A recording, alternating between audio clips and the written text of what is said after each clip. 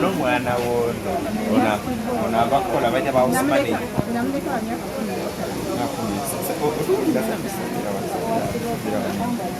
omulaka myaka 15 anti awatogenda labikiramu.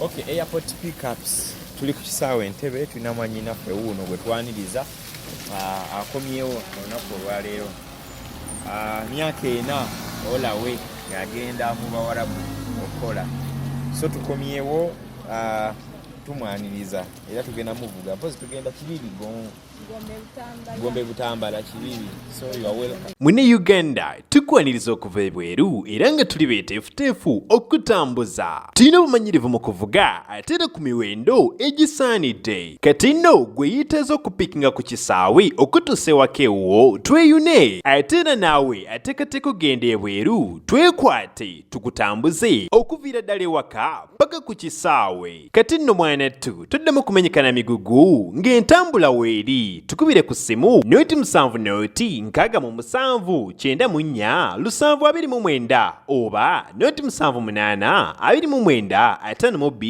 2 5 Kale airport pickups tusimbula tuva waka tuyina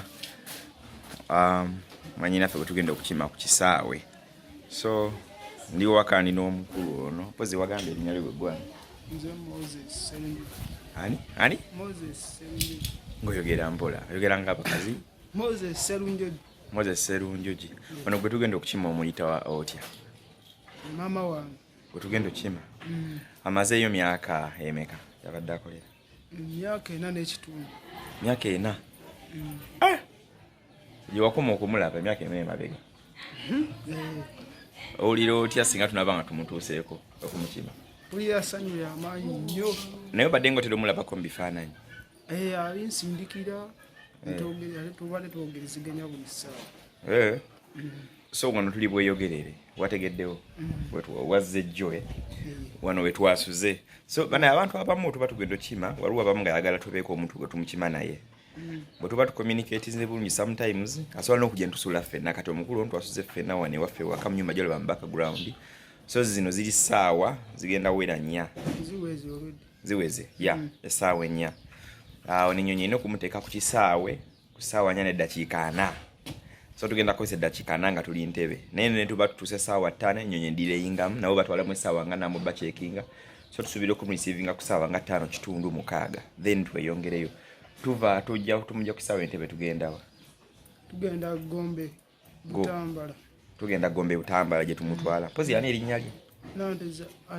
Nanteza so omukyala Nanteza Aida tugenda okima ku kisaawe olunaku olwaleero ono mutabaniwe twasuze naye wane eno so tusimbula tuva waka then atubeere nga twolekera so I think you can see gola background ono camera person so most of the time zimula ebifaananyi ono yabeera abikwata ono Marina. Yeah, so gulawo tufulume tugende twolekere wewali emmotoka ffe twagiparking then ati tubeere nga twolekera get disike yeggala so tufulumye waka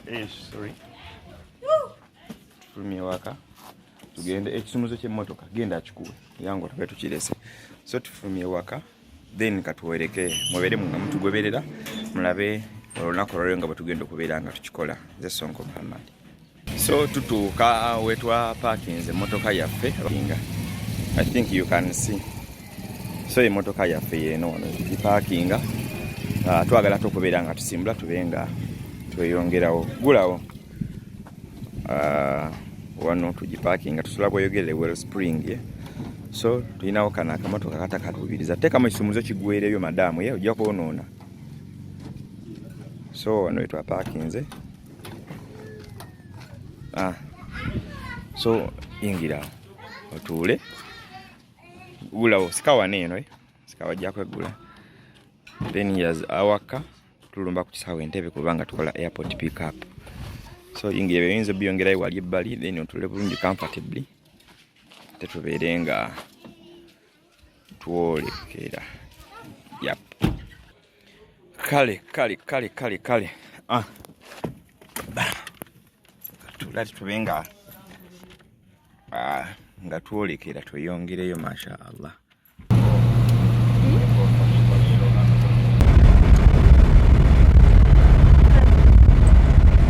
Kale tuli mu lugendo, tuli ku Good Talent gwe mukulu tusinzira okubeera nga tukuweereza. Nze Sonko Muhammad tuli mu lugendo twolekera Entebbe International Airport. Tukola airport pickups. Era olunaku olwaleero tulina mwanyinaffe yatubuukingako emabegako, so nga tulina okuba nga twolekera tugende nga tumukime tumwanirize, then bwe tuva eno ku kisaawe wano Entebbe tugenda bba nga twolekera Kibibi. Is it Kibibi, mister? Katuwulire Kibibi Gombe. Muwe microphone awe mabegeemu abeere naye eyo. So highway tugiyingiriddeawo Busega because tubeerebwe waffe bweyogerere tuyite Kaleerwe tuyite Bwayise ne tujja nga tuconnectinga. So tuli ku express wano awinza obba nga olaba. Mister, bwe tuva eno ku kisaawe gye tugenda okukima mami twolekera Kibibi Gombe Butambala. Bayitayo Gombe Butambala. Tuba ku Lumasaka Road tukyamira Mpigi bwe wagambye. Bwe tukyamira Empigi ne tuyita Gombe ba Butambala yasooka. Tuddakaawo. Yongeza ku ddoboozi. Bwe tuba Gombe. Manya bwe tuba eno mu tawuni. Tuba tudda Kibibi awo noddakaawo Seeta. Awo noddako Kibibi. Bw'ova ku Kibibi awo oddako Gombe.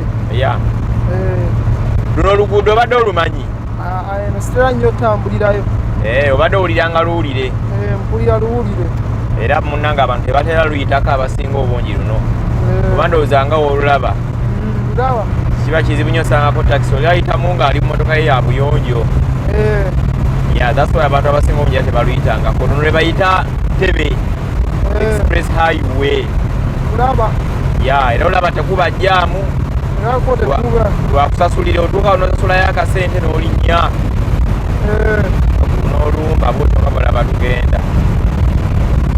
So abatulaba twolekedde Ntebbe Express Highway nga bwemuyinza okubeera nga mukola ki nga mulaba wano emmotoka ziba ziddukira ddala nnyo bya nsusso, hakuna mchezo.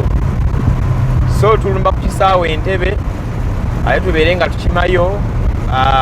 Mami ono gwe tugenda obbanga tukimayo gwe tulinayo emabega ye mutabaniwe nga twaze tubalaga okuva emabega yazze waffe bweyogerere twasuze naye. So naawe ali eyo osobola obba nga olinayo omuntu omu twagala atambula n'abantu bangi, omutusindikira najja ne tujja naye ne tukukima ne tukuvuga ne tubatwala ewammwe. Kasoba nga omaze obuukinga naffe ku express eno manya ku airport pickup eno oba saawa mmeka oba mmeka fe ogwaffe gwakujjawo ku kisaawe kola ki kukima. So twolekedde Entebbe tujjagenda tubalaga ekkubo lino nga bwe lifaanana bw'obanga gwe omulundi gw'okusoose kubanga otugoberera kuba abamu nga si gwe gusoose babadde baalirabako ddako tero liyitako nga tukima bannaffe. Bwe tuba tukukima tukikola mu ngeri ya mirundi ebiri. Eso kisobola obba privately ne watabaawo amanya, oba tusobola okukkanya n'ogamba nze katugende nga banyumiza ku mboozi biki ebibadde eno. Waliwo abatunyumiza nga tubalaze face ne bagenda nga batuwa ddoboozi, ne wabaawo n'abatunyumiza nga tugenda tulaga face. Okitegeera najja nga atunyumiza byonna kati tugenda muvuga paka eyo tomanya tunyumiza nutuukayo natulaga nutulaga ki kyakozeewo sayidi eyo then ate ne tuvaayo ne tudda nuba nga lwe lunaku lwe. So tugenda ku Masaka Road singa tumala okumubuukipikinga okuva eno. Nze Sonko Muhammad ndinenjo malina wano ku kamera nenyongera okujjukiza ba Betty's Touch and Video Studio basange bwawe buloba ku nsonga y'okunyirira makeup amulembe kusaidinga mbiri kutimba ku mukolo gwo n'ebirala kupangisa gomas ez'omulembe zidira ddala ebweru w'eggwanga nga zaakabi. Okitegeera wekwata ba Betty's Touch and Video Studio. Suplex Gym eno esangibwa bweyogerere Kirinnya oluguudo olugenda e Bukasa awo opposite Infano Bar, former Infano Bar olukalina eri ku mukono ogwa right nga obanga oyambuka e Bukasa oyinza okubeera nga ate osanga Suplex Gym ku nsonga y'okuba nga building omubiri okusala masabu okushaping omubiri aerobics ebifaanaganako ng'ebyokwata aba Suplex Gym. Kale katube nga tweyongerayo maaso tujja banga twongera okubalaga ntuka ku kisaawe paka omugole waffe tugenze kubanga tumukima olunaku olwaleero amaze emyaka ena bwetunga ali bweru wa ggwanga then tujja kuba ate nga twongera okubalaga ebiddaku ze Sonko Kamani.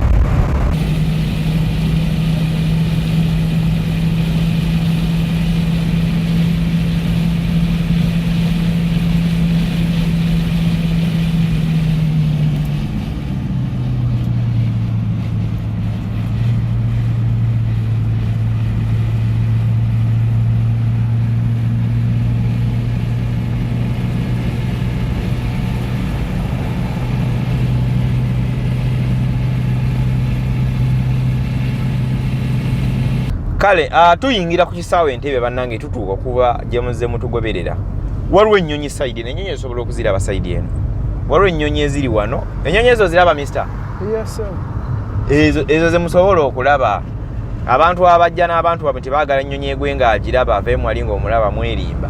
Zino ze tusobola olaba zino zaafa bazalewo ku mirembe gy'amiini ne zifa. Lwakuba nti obudde bwatukutte yazze ku makya singa tajasanga 7. Side eno waliyo beach eyo Lido.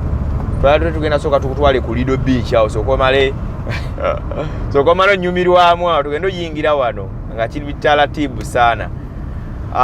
Naye wano tuyingira ekisaawe entrance iri wali kumpi tulabika nga abatuuka. So eno kusaawe gobadde wajjayoko before? Mbadde sijjangayo. So bwe yali agenda tulina oli bwe yali agenda like tewamuwerekera? Samuwerekera yagenda yekka kubeera saliyo bwe yagendera tetwaliyo eno. Bagenda byali bino ebya kampani bwe bityo Okay. Otegese welcoming oti anga tetulabe toze na bimuli toze na ki otegese welcoming oti haga just yoka. Ebimuli byonna byerabidde. Ebimuli byerabidde. Neddala kiwulikika kitya like nga mukadde wakomawo mu ggwanga ng'omaze ebbanga eriwera nga tomulaba? Mpulira essanyu ly'amaanyi nnyo. Sanyu liba akomyeewo. Nagenda nga mulamu nadda nga mulamu. Ebbanga libadde ddene nnyo. Okay, kale tuno tugezaako kuba tugenda kubanga tutuuka tuyingire mu kisaawe tunula wano eno entrance. So wano wabawo abasirikale abajja ne baaza emmotoka zino before kuyingira temuyingiza bomu munda mu kisaawe kuba ekisaawe kyokka kyatulina mu ggwanga lyaffe erya Uganda bakiyita Entebbe International Airport. So wano emmotoka ndowooza oziraba zijja mpola mpola wano ne zituuka, so tugenda kuyingira munda then tumale ate tumulinde paka etunamufuna then tuveeyo. Kitegedde bulungi nnyo. Kale kamera yaffe kesooka ekome wano esooka eveeko abasirikale no bayinza otweke.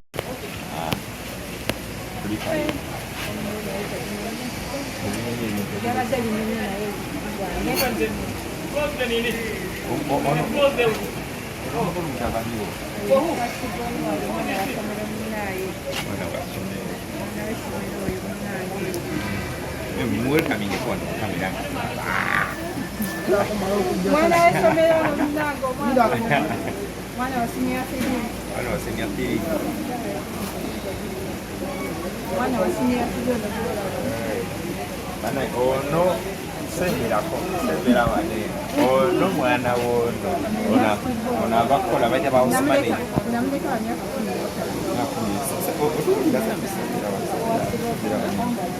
omuleka myaka 15 anti awatogenda labikira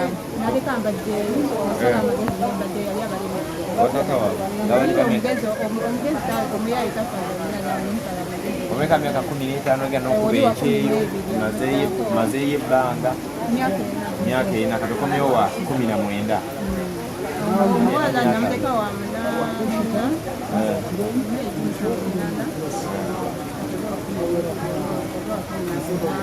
Kati olumaze ate ensawo n'ozerabirayo? Ate ozerabirayo ebintegere ozirese eri ozirese wa? Oba kiro zabadde nnyingi zadde ziyitano? Kiro munange ebintu byonna n'abalala tebabirese? N'abalala Ethiopian Airways. System y'entego gitano. Mubirese eri Dubai? Jjukira bw'otuuka bw'otyo. Kati kankugambe Saudi Arabia ku Agasina airport yange okoma okuzirabako ezigenda wansi okoma okuzirabako kati nezigenda n'osasulira n'ebyo tobiraba bino mbirina wano mwabisasulidde sente naye tubituusizza SAR ziba mmeka zino ze zino wano mwabisasulidde kati kivudde ku kyalo emitwalo giba 5 mwena ebintu kuyingira wano kati kize kitya okuba ate nga bisigadde ebyo kize kitya kuba nga bisigadde kuba tubali tumanyi mwerabidde byerabire tetwerabira byerabire ensawo ziriwo ezipaakingi ez'abantu abaleka ebintu byabwe zikira bawakingira ntero eyakooti ebazirakingira bibulanga kafuuse kujjambako kagenderere bisigadde Dubai n'aba Ethiopia oba bisigadde awo nze naawe siyinza kulimba kati tugenza otuuka wano omanyi bw'ojja n'ovaamu mu nyonyi ng'oyingira ng'ojjeeno wano wezeetooloolera ojja okuyikinga owekaweki ezizo okutunula ezange ojjukira nabuze pinki olangiraba ayinza ezange nazirambye n'ebintu ekyanyambye kulamba kati nina pinki yafaanana ono owange mulabye wali ne mantaala naye ng'ate ye ebyomu ate zanzirumika ennene nga yokka yeriwo n'akatuutuubi akalala wano eno neŋŋenda njikebere nga bino tebiriiko nemanya nti kawedde katolese ensawo zisigadde bbiri naye bajja zireeta wali mu tawuni mu kibuga bagaye bajja mala babireeta enkya zigenda tuuka anti kati babalapinga bikyalwayo nnyo ensawo sitowa eri wali eringa sitowa bijjudde waggulu bapaakinga wansi ziteredde zijjudde z'abantu nawulidde nga balanga ayinza embeera kuno ku media nabawulidde nga kati bwe balanga gundi nga agatuusa pipi bamwagala pipi agusika pipi manyi ntera pipi mulaba ku makya vidiyo za pipi ntera ziraba ku makya ku monyiri 12 awo nga bwenfumba gaawa kati awo zine zisigadde zezammwe nzirabaawo nga tuvudde ku gundi nga tuvudde maze omanyi bwe nzukuka 12 olunaku lwange lutambulawo eki nkeera essaawa 12 microphone zaffe twazirese naye enkuba ekeddekeddemu nkeera essaawa 12 nemmala okukola kyo kale kankugambe kati nga nze wendi omusiraamu kati swala amanyi tuba tukolae tugende wale wali kumpe nemutuko tunumize bunya tuddeko ne microphone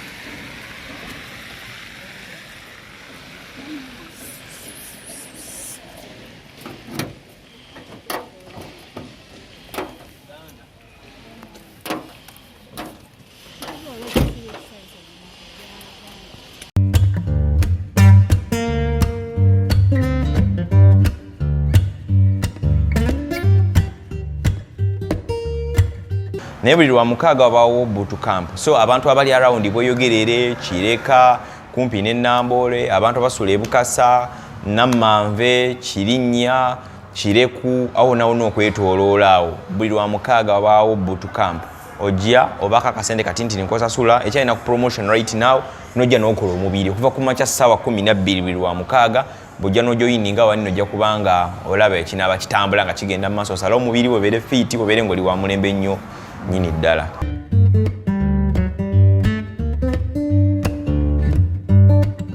Mune Uganda tukwaniriza okuva ebweru era nga tuli beeteefuteefu okutambuza. Tulina obumanyirivu mu kuvuga ate era ku miwendo egisaanidde. Kati nno gwe yeetaaza okupikinga ku kisaawe okutuusa ewaka ewuwo tweyune ate era naawe ateekateeka ogenda ebweru twekwate tukutambuze okuviira ddala ewaka paka ku kisaawe. Kati nno mwanattu toddamu kumenyekana migugu ng'entambula weeri tukubire ku ssimu noti 7 noti 6 94 729 oba noti 78 29 52 155.